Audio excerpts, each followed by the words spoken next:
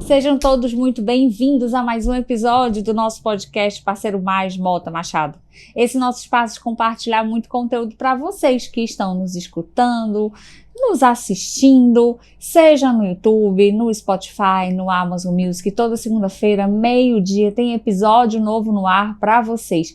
E hoje vamos falar sobre um assunto muito conectado com o imobiliário, que é o direito. Então, comigo aqui eu tenho Jorge Matos. Jorge é palestrante e advogado especialista em direito imobiliário e sócio da Terceiro e Matos Advocacia. Seja bem-vindo, Jorge. Obrigada por ter aceito o nosso convite. Muito obrigado, Ivo. É um prazer estar aqui nesse seu podcast, que já é um sucesso. Então, isso está impactando diretamente o mercado imobiliário, os corretores, as pessoas que estão assistindo. Então, é um prazer estar aqui e obrigado também a Mota Machado pelo convite. Então, vai ser uma conversa muito proveitosa, que a gente vai trazer muita informação importante para quem está na prática no mercado diariamente. Com certeza. A gente estava aqui antes, é normal a gente conversar antes, né? Até para ir interagindo, entendendo o contexto que a gente vai seguir, para não ter um roteiro muito formal. E a gente estava conversando sobre essa questão do direito no imobiliário, da documentação. O Jorge foi nosso palestrante no Mais Conteúdo, Mota Machado, que acontece nas quartas-feiras para os corretores aqui na Mota Machado. E aí ele fez uma palestra sobre direito imobiliário, sobre documentação, mas hoje eu quero abordar de outra forma. Eu quero abordar num conceito cliente, num conceito corretor, num conceito geral. Jorge, comprando ou vendendo, quais são as atenções que a gente tem que ter de documentação, no imóvel, o cliente vendedor, o cliente comprador? Explica um pouquinho pra gente. Eu sempre gosto de iniciar uma negociação pelo princípio, que a gente vai pegar a documentação do imóvel.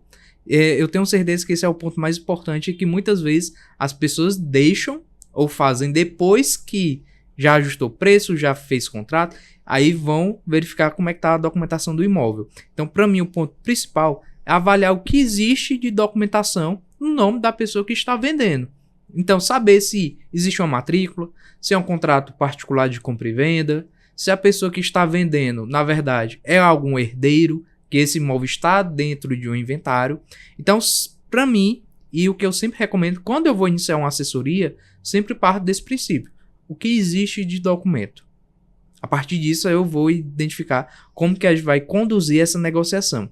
Então, eu parto do primeiro ponto, matrícula. O imóvel, existe uma matrícula? Matrícula, para quem não sabe, é o documento, a certidão de nascimento do imóvel. Exato. A gente tem a nossa certidão de nascimento. O imóvel também tem a dele. E lá vai conter todas as informações, quem é o proprietário, como foi o histórico desse imóvel. Então, a partir disso, eu vejo primeiro esse documento se existe. Que aí, muitas vezes, a gente sabe, hoje a gente tem mais de 30 milhões de imóveis irregulares e nem todos vão ter uma matrícula. Então, a partir disso que a gente vai identificar como vai prosseguir essa negociação. É muito comum a pessoa comprar um imóvel 10, 20, 30 anos atrás e ter só aquele contrato que a gente chama de gaveta, né? Tem o contrato particular que as partes assinaram, reconheceram firma e aí a pessoa normal pensa que aquele documento vai ser o documento do imóvel que vai lhe garantir o seu direito de poder vender, dar em alguma garantia em um banco, e a gente tem que ver o que existe de documentação. Então, o primeiro ponto é isso. Tem um aspecto legal também que eu gosto sempre de analisar, é processos. Saber se a pessoa que está vendendo, o que existe dela em relação à justiça. Ela pode ter algum processo de execução que vai impactar nessa venda. Então, são cuidados que quem vai comprar tem que identificar para depois não comprar e enfrentar um problema com a justiça, algo nesse sentido. Então, alguns aspectos, questão também de imposto. Se o IPTU está pago, taxa do lixo foi algo que impactou aqui em Fortaleza, por exemplo, e que hoje é muito comum. Teve uma situação envolvendo ela, mas hoje a gente vai vender, às vezes as pessoas esqueceram de pagar. Aí Não quando é mesmo? Sim, isso é muito comum. Impacta hoje? Impacta porque quando a gente vai vender, quem está comprando quer receber imóvel livre, sem nenhuma dívida. Aí, às vezes, tem lá a taxa do lixo para ser paga. E aí, o vendedor tem que fazer esse pagamento. Então, isso são cuidados que as pessoas, muitas vezes, não tomam esse cuidado.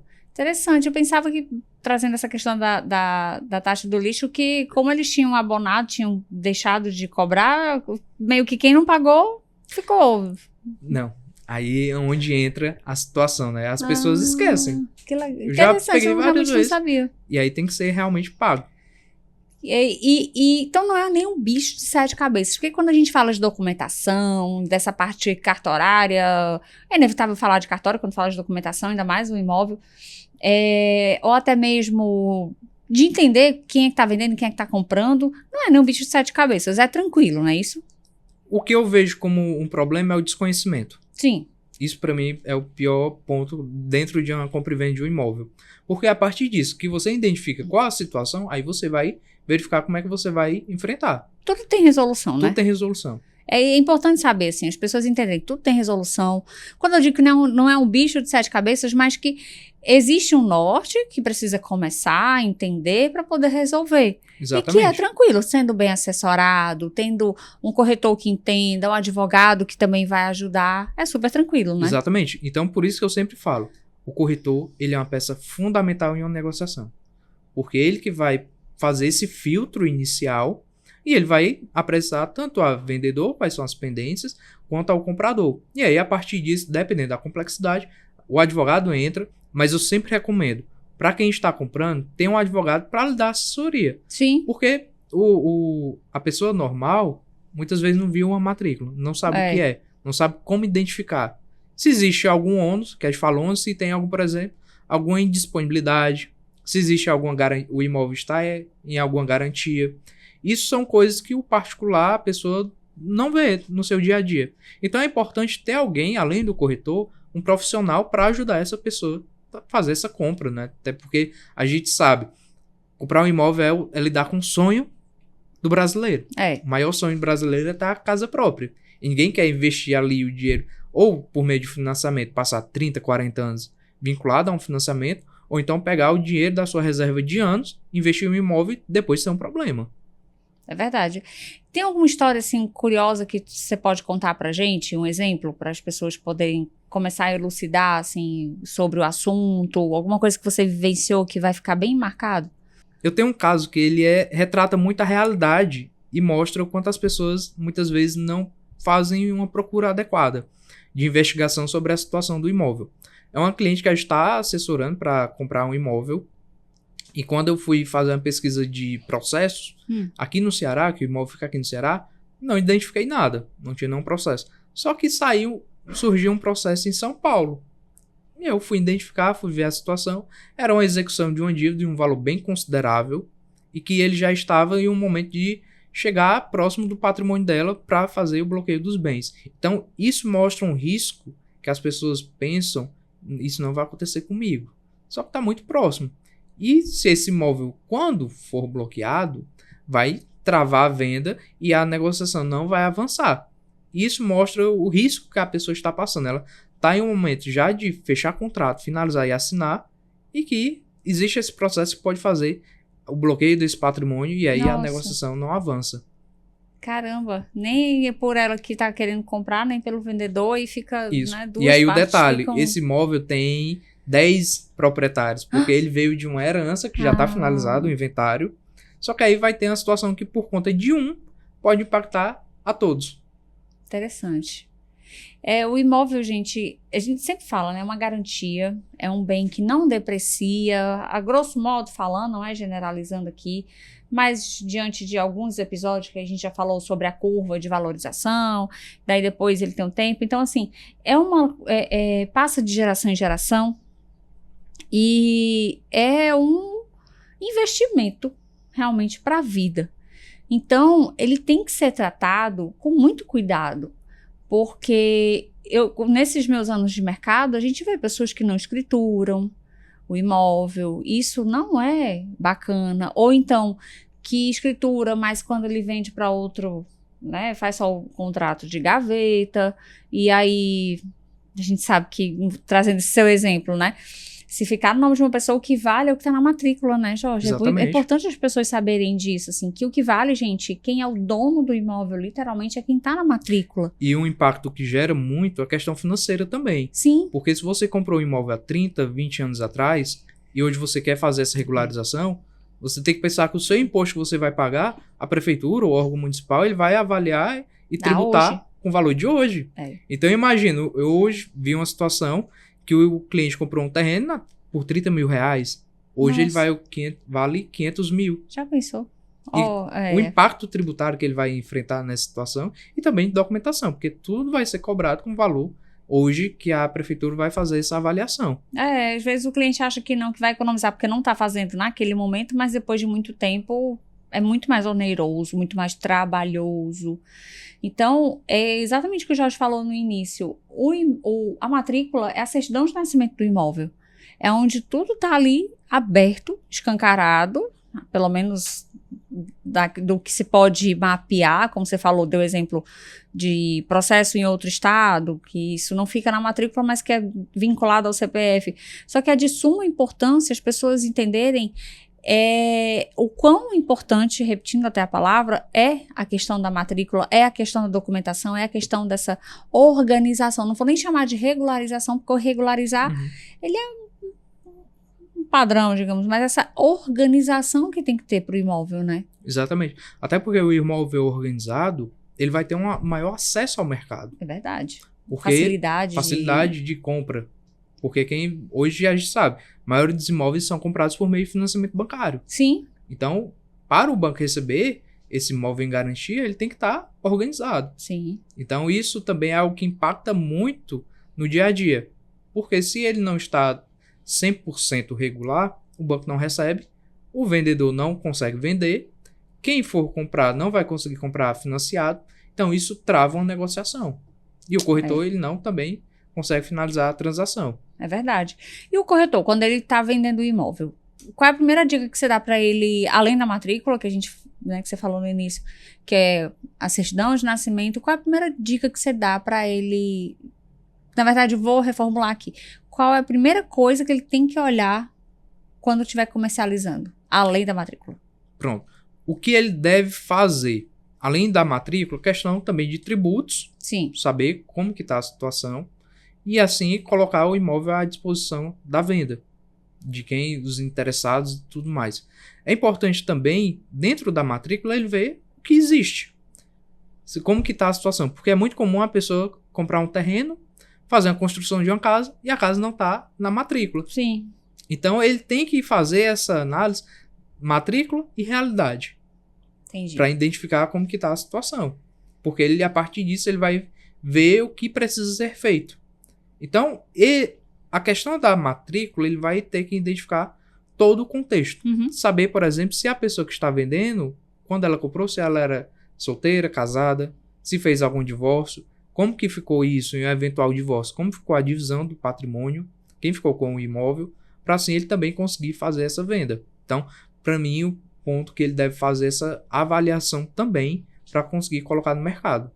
E aí eu vou trazer agora uma pergunta assim bem leiga. Pode ser que surja na cabeça das pessoas, né? Não sei, mas vamos lá. Eu comprei um imóvel, eu tava solteira na época que eu comprei. Mas aí eu casei. Eu tenho que colocar meu marido na matrícula?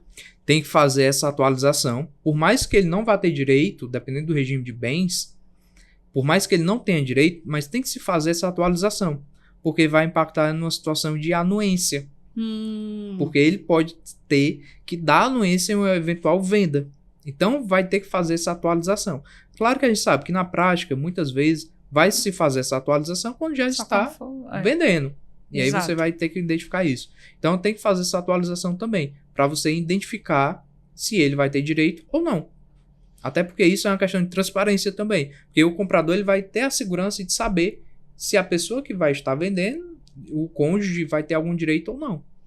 Interessante, porque é como se fosse não, é essa atualização que você falou que tem que acontecer e muitas vezes passa, né? Eu tenho certeza que esse ponto deve passar muito. Sim. As pessoas compram um imóvel solteira, casam e não atualizam. Casa, se divorcia, não atualiza. Eita, ainda casa, se divorcia e não atualiza. Aí tem que voltar a botar esse histórico todinho. Tem que colocar todo o histórico para ficar claro para quem está comprando se alguém vai ter direito além daquela pessoa que quando comprou era solteira. Porque, por exemplo, imagina, a pessoa que comprou era solteira, mas casou no regime de comunhão universal de bens. Ou seja, que todos têm direito. A tudo, A tudo. E aí ela se divorciou, não fez divisão do patrimônio. O cônjuge, apesar de ter sido feito o divórcio, se não foi feita partilha, ele ainda vai ter direito a 50% daquele patrimônio. É verdade. E aí, na venda, os dois têm que assinarem a venda. É Então, verdade. são detalhes que a gente pensa, não, isso não vai impactar em nada. Mas sim, impacta. Eu lembro um caso muito interessante que eu fiz uma avaliação. Quando eu recebi o contrato de compra e venda para analisar, constava lá que quem estava vendendo era divorciado. Isso já me ligou um alerta. Eu, ok, me passe a matrícula. Quando eu recebi a matrícula, estava lá que ele tinha comprado com a ex-esposa, só que não tinha feito a partilha dos bens. Fizeram um divórcio, só que não fizeram partilha.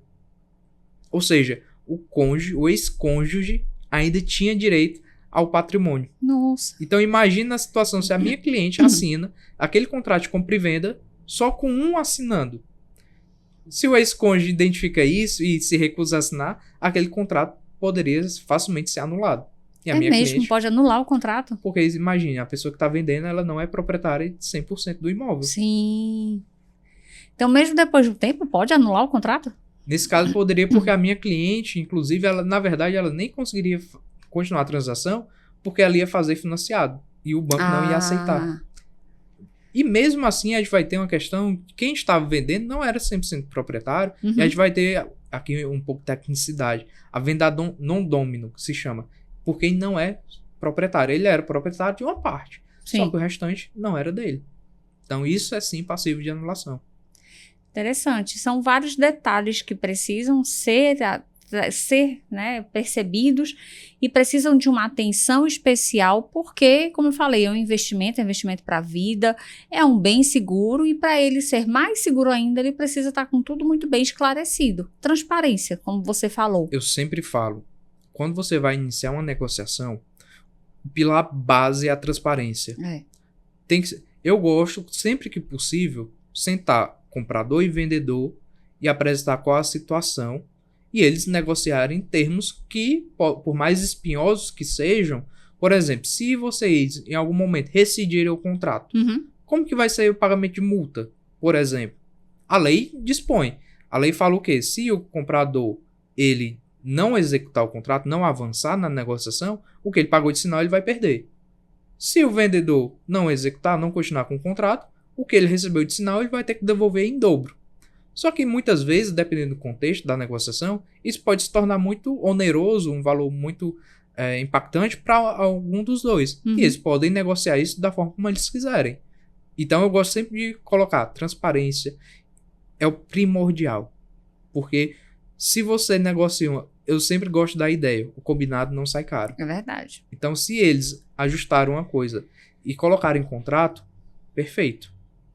Então, isso até evita, por exemplo, imagina, você vai comprar um imóvel. Depois que você assinou o contrato, já pagou um sinal, está em fase de trâmite final, você descobre uma pendência na documentação que isso pode impactar a sua venda. Vai quebrar ali a confiança.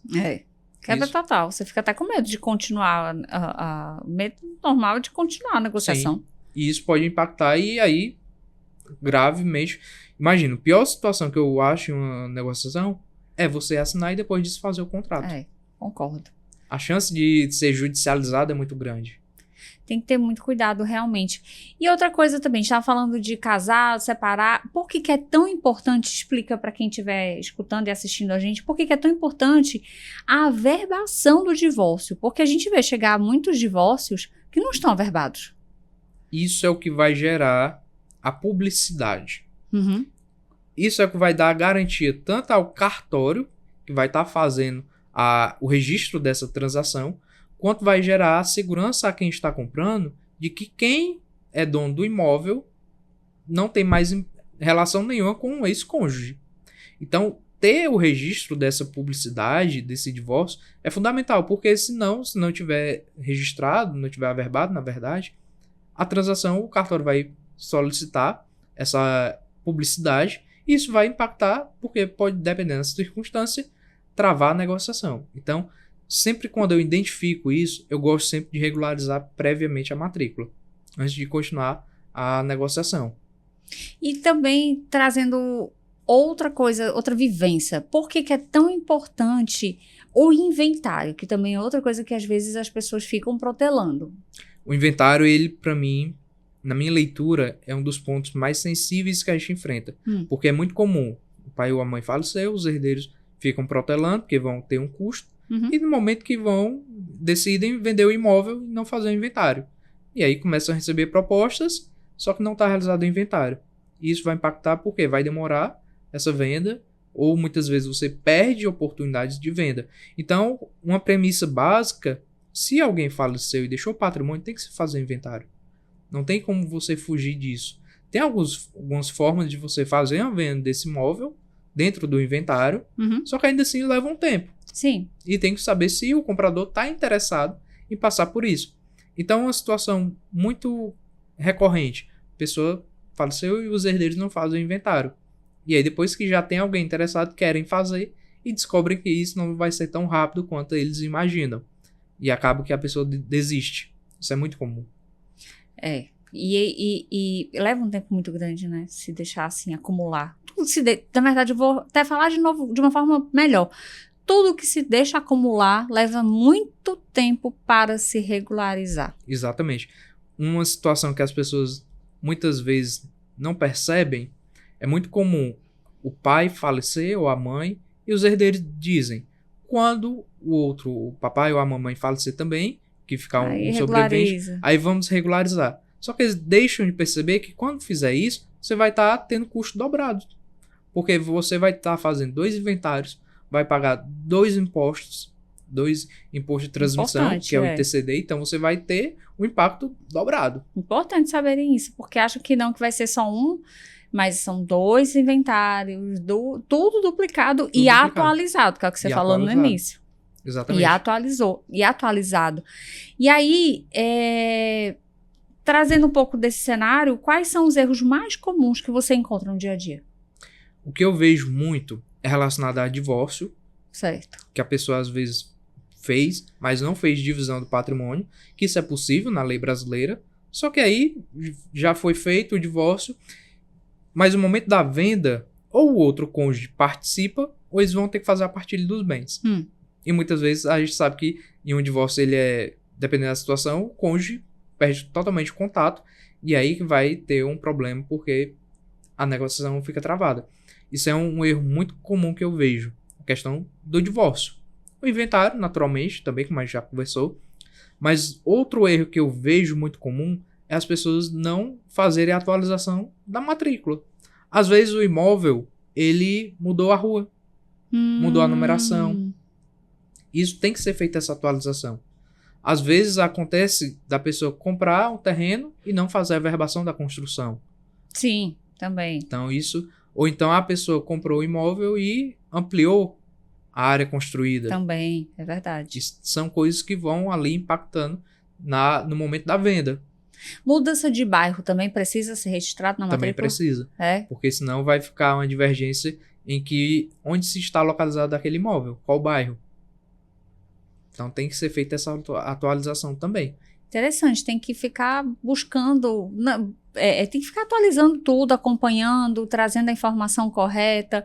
É importante essa segurança, né? Exatamente. A gente sabe que muitas vezes na prática as pessoas não se atentam a isso, só que no momento que for fazer a venda, vão ter que fazer tudo isso. E é inevitável todo mundo, em algum momento, quem tem um imóvel, querer vender.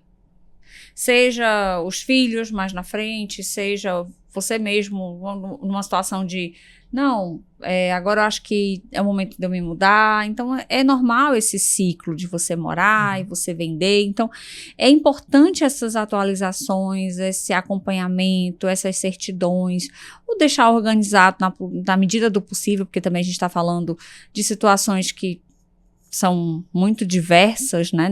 Principalmente nesse nosso Brasil, que se vive de muitas formas. Sim. Mas é importante a gente trazer essa orientação para quem está nos escutando e nos assistindo, que não é só um capricho, né? É realmente essencial para o proprietário, para quem está comprando, para o corretor que está intermediando, para o advogado poder direcionar direitinho, trazer essa segurança, essa transparência que você colocou e ter a tranquilidade de fazer o negócio.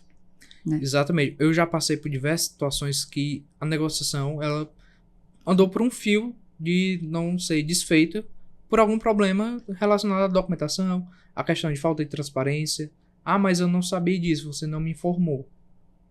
Isso realmente impacta muito. E aí, o vendedor não quer perder aquela sua oportunidade de venda. É verdade. E trazendo essa tecnologia, esse monte de coisa que mudou também, o que isso agregou? Eu tenho plena certeza que agregou de forma muito positiva. Hoje em dia, por exemplo, a gente consegue fazer do nosso conforto de casa, por exemplo, assinar uma escritura de compra e venda com cartório. Isso, para mim, é algo, sem dúvidas, que avançou muito, principalmente também a parte de digitalização dos cartórios de imóveis. Hoje você consegue pegar uma matrícula de qualquer imóvel. É verdade. Rapidamente, em de horas, qualquer lugar. Em Sim. horas, né? Não leva nem... A média hoje é 4 horas. Nossa, olha aí. O que a lei determina é que seja em até 4 horas você deve receber a matrícula atualizada. Ah, então é lei. Sim. Bacana, todo mundo saber isso então, também. Isso é uma importante. lei, né? Então, hoje a gente vive um cenário de virtualização, digitalização, e que é reversível e graças a Deus, né? Porque é algo que impacta muito de forma positiva o mercado. Hoje o corretor, se ele tem uma dúvida sobre como é que está a documentação do imóvel, ele na palma da mão, com o celular dele, ele consegue solicitar a matrícula daquele imóvel ao cartório. E ainda, por exemplo, fazer uma escritura pública de compra e venda, o cartório ele consegue fazer de forma totalmente virtual, com segurança jurídica, e que vai ali facilitar. Porque, querendo ou não, a gente vive uma vida muito corrida, dia a dia, e ter que parar para ir ao cartório presencialmente e tudo, muitas vezes demora, ou você não consegue, e conseguir fazer isso de forma virtual é muito melhor. Com certeza. E nessa sua vivência, tanto de mercado quanto vivendo essa mudança de tecnologia, o que você vê como outras frentes que vão surgir? Tem alguma ideia? Assim, você já parou para pensar sobre isso? Vai surgir isso, vai surgir aquilo? Olhando para o futuro.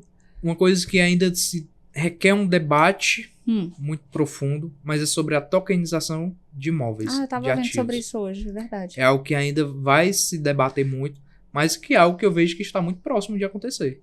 A gente teve algumas situações, mas é algo que a gente vai enfrentar. Tem que ter um debate muito importante. Tokenização, para quem não sabe, tentando em linhas gerais explicar, é você transformar o imóvel em um ativo digital e dentro desse ativo digital, por meio de blockchain e tudo mais, fazer as transações, as operações imobiliárias. Claro, a gente tem que pensar uma forma de garantir segurança, porque querendo ou não, os cartórios hoje garantem essa segurança, porque você consegue em qualquer cartório pedir a documentação do imóvel e saber quem é o dono, o que é que existe de problema ou o que existe, por exemplo, de garantia relacionada a esse imóvel. E a gente tem que pensar de como que vai fazer com a parte da tokenização. É algo que eu vejo que está muito próximo e é algo que tem que se debater com muito cuidado também. Era que eu ia perguntar, você falou de blockchain. Você vê o blockchain como um futuro? Eu vejo. É algo que a tecnologia como um todo, ela tem impactado, já é uma realidade no mercado imobiliário, por exemplo. Tem startups que elas trabalham muito forte na parte de documentação de imóveis, captando oportunidades, por exemplo, a gente tem startups que eu vejo que atuam na incorporação imobiliária, que eles fazem a captação e a análise de um imóvel e se ele tem potencialidade para uma incorporação, para construção de imóveis na planta. Então, é algo que a tecnologia e o blockchain também vai ser utilizado para garantir os contratos, a questão da segurança. Então, eu vejo como algo irreversível. No Brasil não é comum blockchain, mas existem países que o blockchain já virou cartório. Não que o cartório vá deixar de existir, gente. Mas é uma forma de garantia, como você falou, para poder deixar mais seguro ainda o imóvel, essa transação, ou até mesmo o registro. Então, a tendência, eu também acredito, não é de agora que o blockchain é usado em outros países, mas que no Brasil vai chegar. Sim. Hoje, por exemplo, uma atualização que eu vejo que os cartórios estão utilizando, hoje os cartórios passaram a certificar provas digitais. Antes a gente via somente instituições privadas fazendo isso. Mas hoje, por exemplo, um site, a gente consegue certificar por meio do cartório que aquele site, aquela informação. A gente tem o e-note provas, que é algo certificado pelo cartório, que você vai lá, entra, você vai pagar um valor por isso, mas o cartório vai atestar que aquela página na rede, na internet, ela é válida e ela existia naquele momento. Então, a gente tem sistemas de autenticação que antes a gente teria que fazer um ato notarial, que hoje os cartórios já estão avançando. Interessante. Está muito mais rápido, então, Muito tudo, mais né? rápido. Até os registros de, como você falou, de sites, de alguma coisa que você viveu, que você quer comprovar que aquilo ali foi prometido para você e não foi cumprido, Sim. né? Alguma coisa nesse sentido. Interessante, bacana ver toda essa evolução. A gente que fica na nossa bolha aqui, olhando só o nosso segmento, às vezes esquece até pela rapidez que as coisas estão acontecendo, o dia acaba rápido, você fica com aquela sensação às vezes de que não fez tudo, aí você esquece de olhar para fora, mas tem tanta coisa acontecendo, tanta tecnologia surgindo, tanta ciência trazendo aqui para melhorar a nossa vida. Exatamente. Depois da pandemia, essa parte de virtualização, ela avançou muito rápida. Isso é ótimo. E de uma forma muito positiva.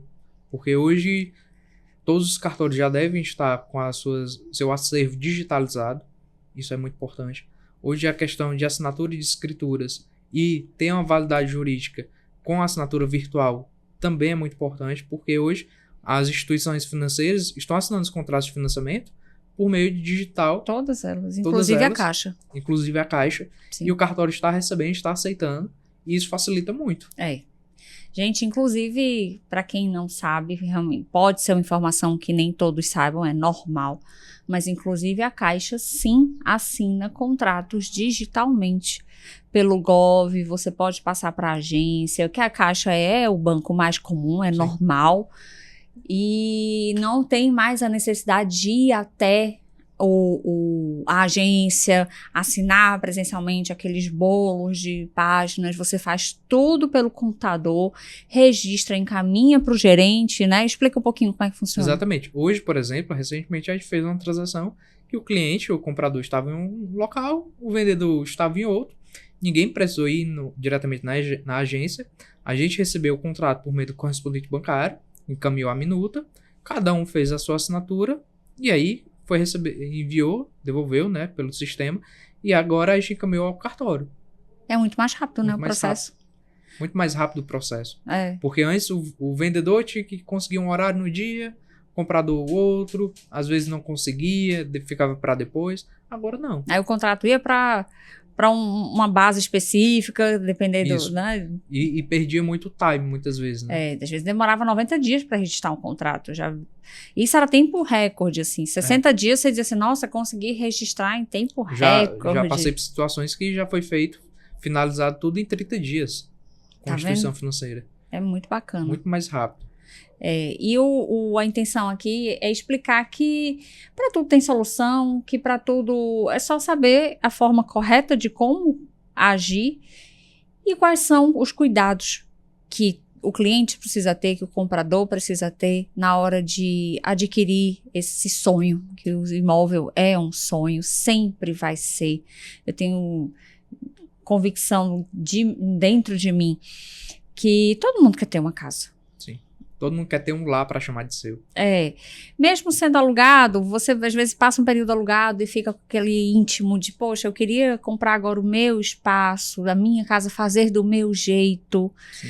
Porque a nossa casa é nossa paz, é onde a gente recarrega as energias. Porto seguro, né?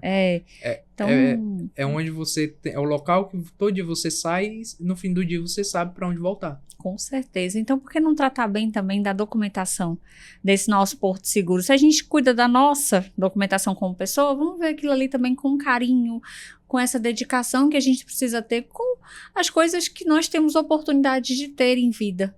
Né? Então, é muito importante a gente ter essa atenção para o nosso imóvel, para mais na frente, quando precisar de vender, repassar, ou mesmo dar de presente para o filho, que a gente vê também, precisa estar tudo regularizado. Exatamente. Você comprou, quer dar para o seu filho de presente? E o corretor, ele é a primeira pessoa que faz essa análise. Sim. E o corretor, ele depende disso, porque se tiver algum problema, ele não vai fazer a venda. Com certeza. Então, o corretor, ele tem que ter esse conhecimento, e é o que, na Moto Machado, vocês estão fazendo, que fazer esses treinamentos ativamente para qualificar o corretor, e isso é muito bacana, porque assim ele vai conseguir melhor fazer suas vendas, e principalmente garantir segurança ao seu cliente. E conhecer coisas novas que muitas vezes, pelo momento, às vezes ele está muito focado em vender lançamento.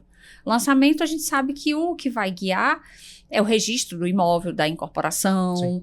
é a documentação de que aquele imóvel ali, ele está realmente ok para ser construído, né? Seja a verbação, seja o principal é RI.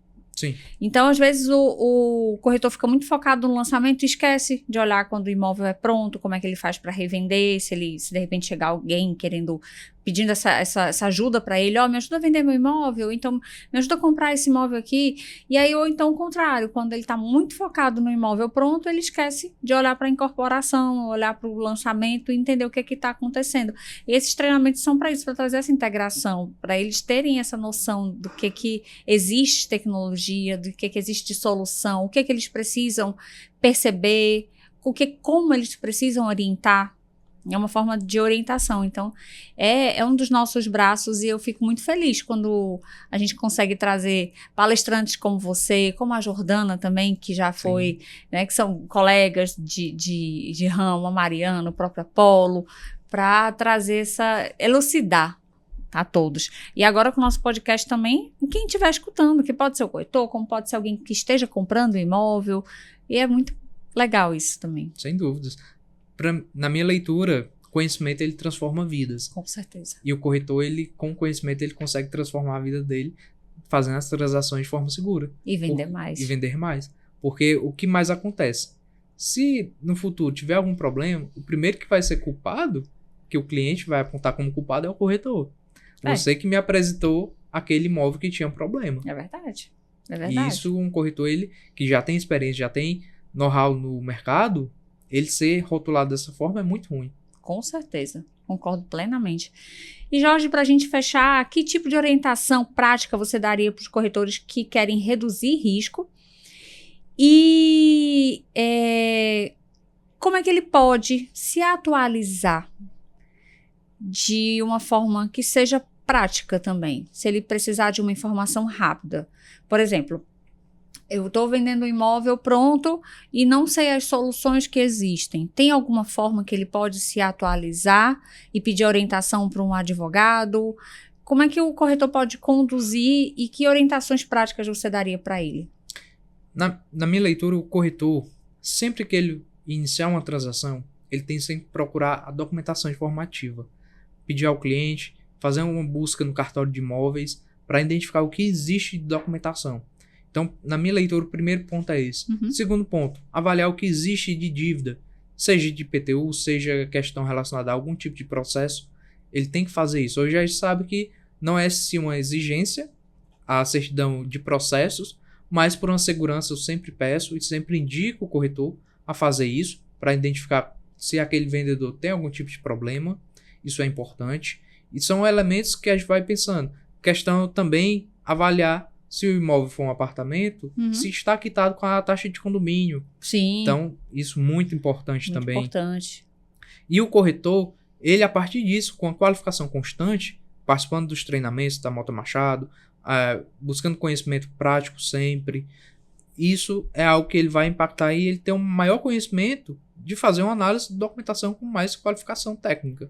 Então, hoje o corretor ele também tem que procurar constantemente aprimorar seus conhecimentos. Não adianta somente fazer o TTI, que é o curso para corretor, e pensar que ali finalizou os estudos dele. Tem que ser algo constante. É constante mesmo. Constante qualificação. Tem muitos cursos hoje, o próprio curso da Jordana e do Apolo, no ciclo imobiliário, é um conteúdo muito bom, muito rico, para quem quer se qualificar. Então, é um curso que eu também já dei aula nele e que a gente sempre recomenda para o corretor, ele está se qualificando. Então, a minha orientação sempre, busque qualificação. Bacana, é isso mesmo, concordo plenamente, porque qualificação abre portas, né? Abre a mente que abre portas. Então, exatamente, concordo. Jorge, muito obrigada pela participação, obrigada por trazer esses esclarecimentos tão fáceis, assim, no sentido de explicar facilmente para quem está assistindo e quem está escutando a gente, para tirar esse mito. Quando a gente fala de documentação, de imóvel, aí bate aquele... Eita, desespero. Peraí, por onde eu começo? E então, foi muito bacana esse bate-papo, assim, leve, fácil, que orienta todo mundo e que vai agregar com certeza. Então, obrigada pelo convite, obrigada por ter aceito o nosso convite e obrigada pelo bate-papo de hoje. Eu que agradeço, Ivna, novamente, muito obrigado pelo convite. Eu fico muito feliz de estar participando, estar contribuindo um pouco com o mercado, com o corretor, trazendo um pouco de conhecimento. A gente sabe que eu, particularmente, estudo diariamente, porque a advocacia também, a gente tem que estar sempre se atualizando. E eu gosto muito de dividir conhecimento. Bacana. Então, muito obrigado também ao convite, novamente, a Mota Machado pelo convite. E eu fico muito feliz de ter participado. E espero que quem está assistindo possa adquirir mais conhecimento, possa contribuir na sua vida. Ai, que bom. Essa é a minha grande bandeira. A gente combina bem direitinho nesse pensamento. Obrigada. Gente, esse foi mais um episódio do nosso podcast Parceiro Mais Mota Machado. Esse nosso espaço de compartilhar muito conteúdo para vocês que estão nos assistindo no YouTube, estão nos escutando no Spotify, no Amazon Music. Toda segunda-feira, meio-dia, episódio novo no ar para vocês. Então, curtem, compartilhem, sigam, encaminhem para os amigos. Informação é isso, informação tem que ser compartilhada. Então, muito obrigada, até o próximo episódio.